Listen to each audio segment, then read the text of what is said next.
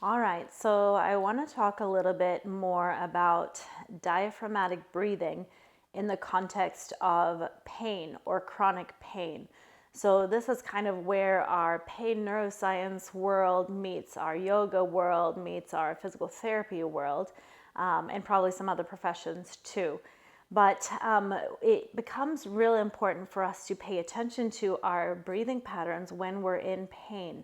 So often we find ourselves just tensing up other muscle areas when we're in pain, and that's just a natural response. Our whole body feels that tension.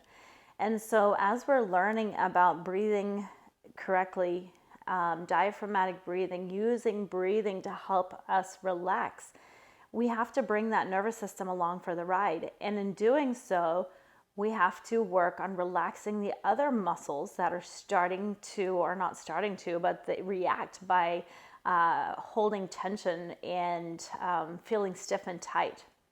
One example would be to check in with your posturing while you're driving.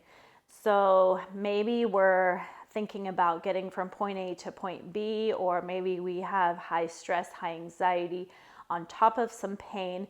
And that's a common place where I find myself in particular really tense and shallow breathing. And it's a great place to pause, of course, drive safely. So I'm not advocating for any exercises while you're driving, but this probably will help you pay better attention to the road in front of you and the vehicles around you, to be more mindful about your body and vehicle in space. And so just taking those deep breaths, inhale through the nose, exhale through nose or mouth, and start to notice if you can relax the tension through your shoulder area, your neck area. Start to notice other places that you're holding tension without meaning to or needing to. Maybe you're squeezing your glutes without even realizing it. And so check in, find those places throughout your day where you're feeling that tension really rise. And when that happens, the nerves in those muscles send signals up the spinal cord and to the brain.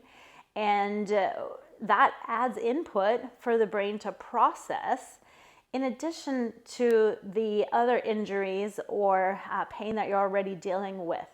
And so we want to really couple and pair our breathing and our exhale with our body's ability to reduce tension in muscles by relaxing the nervous system.